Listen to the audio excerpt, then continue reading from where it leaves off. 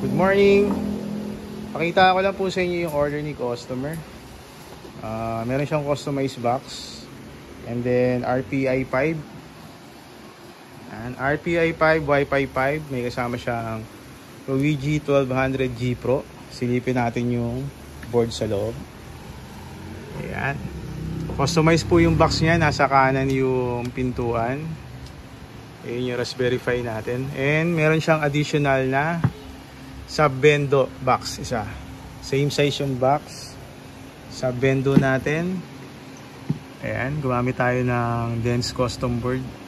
Sub-bendo.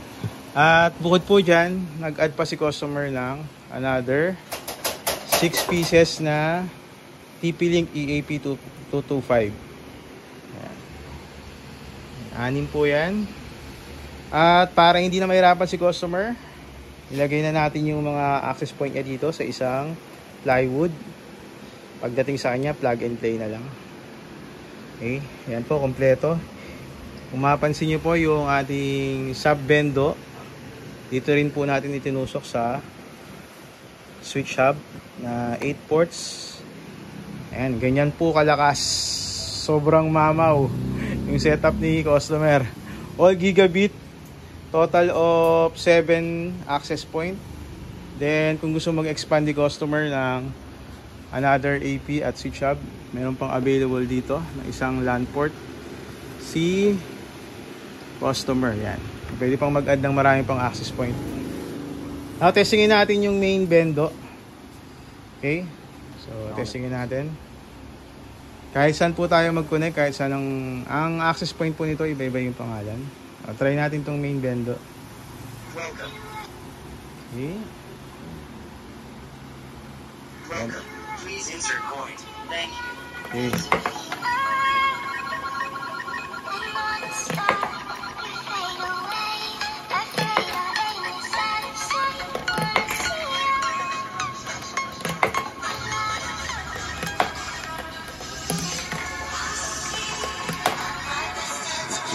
Okay.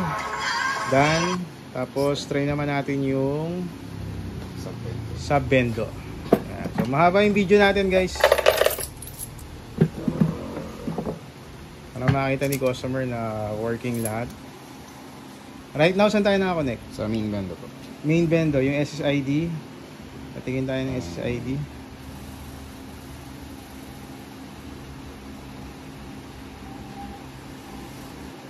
Main. So main tayo nakakonect. Mamaya lilipat tayo sa EAP225.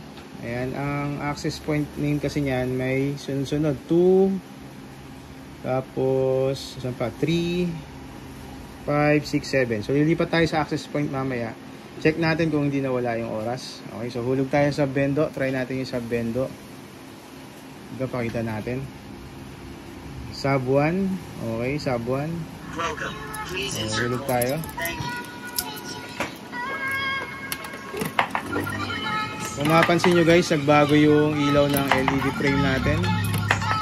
Nagbi-blink. Pag naka-standby, running. Pagka blinking, insert ko yun. Okay, so ganun din, 52. Okay. Okay, so tingnan natin dito. Di pa tayo ng access point sa 2. Sige.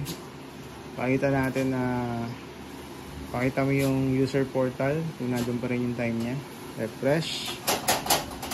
Ayun po, 10 hours 20 minutes. So, okay, lipat pa tayo sa iba. Sa 3.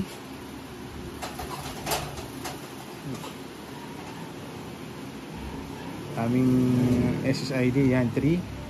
Okay, so balik tayo sa portal. Refresh. At nandun pa rin yung time niya. Okay? Sige, hanggang 6. Try natin para pakita natin kay customer kung working talaga lahat. Hindi nawawala ang oras kahit magkakaiba ang SSID. Saan na tayo? 4 na. 4. Okay, 4. Yan. So, balik sa portal. Refresh. Check kung nandun pa rin yung oras. Same. At lipat. Okay. 5. Mag-speed test tayo guys ha. Sige. Para makita natin, baka may time lang walang internet. Ayan, so pa isang speed test tayo. Isang speed test, speedtest.net. Ayan. Okay. Ano ba tayo? Nakasagad? Hindi. Nakasagad. Naka-default lang. 1? 2. 2 lang. O yun guys, yun ang problema. O, pakibago yung ano. Dapat tinaasan mo. Sige, pakibago. Punta ka ng admin portal. Habakan na natin to. Yung binago. Nakalimutan. Baguhin natin. Burahin natin. Hulog tayo ng panibago. Pakikuha yung coins doon. Hulog tayo panibago. Burahin natin. Sagad natin yung speed. Ayan. Sama lang kayo hanggang dulo guys. Mahaba yung video natin. Delete muna natin yung existing. Baguhin mo yan. Gawin mong 300. Pero yung speed ng ISP natin dito nasa 100 lang. Ayan, gawin natin 300 para makuha natin yung max speed. Kung gigabit talaga. Save. Tapos dashboard. Yung main sir. Yung main, yung ano, ganun din. Yung sa Bendo. So, post muna natin ito sandali. Ayan na guys, nabura na natin. Wala nang time. Patingin ako ng user portal. User. Ayan, wala nang oras. Maghuli tayo panibago. Sige. Sige. Pakita lang natin yung speed. Okay, kahit 20 lang muna. Pan testing lang. Ayan, okay na yan guys. Sige. Okay. O, try natin mag speed test. Haba na. Sa YouTube na lang natin upload to. At hindi na kaya sa Messenger to. Ayan. 24. Bagal lang ISP natin, no? Pero gigabit naman to guys. Possible na naka 2G tayo. Connected. 72 Mbps. Di pa tayo ng ano, ng ibang 72 Mbps lang, ibang SSID. Yan sa 5 na tayo, 5. 5 tayo galing. Sa mga ayan, sa number 2. Sige nga, try mo mag speed test.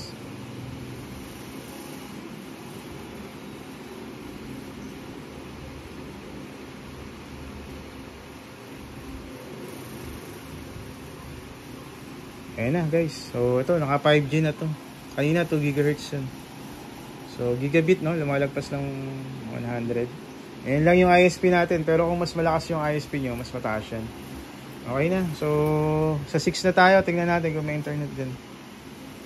At yung oras ko nandun pa rin. 8 minutes ang ating video.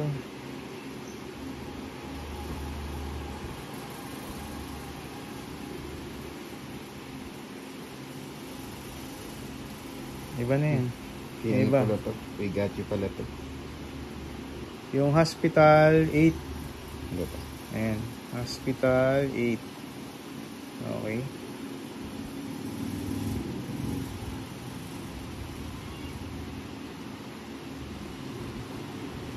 Okay. Ayan. Speed test.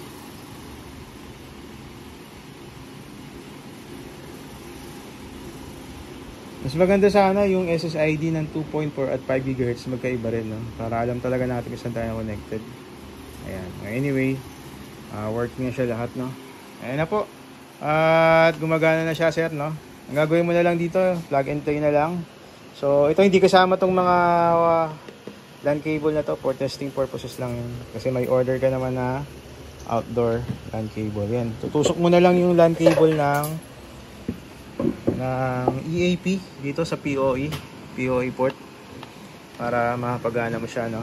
Okay, ayan na sir, at pwede na natin ipadala ito mamaya. Okay, thank you.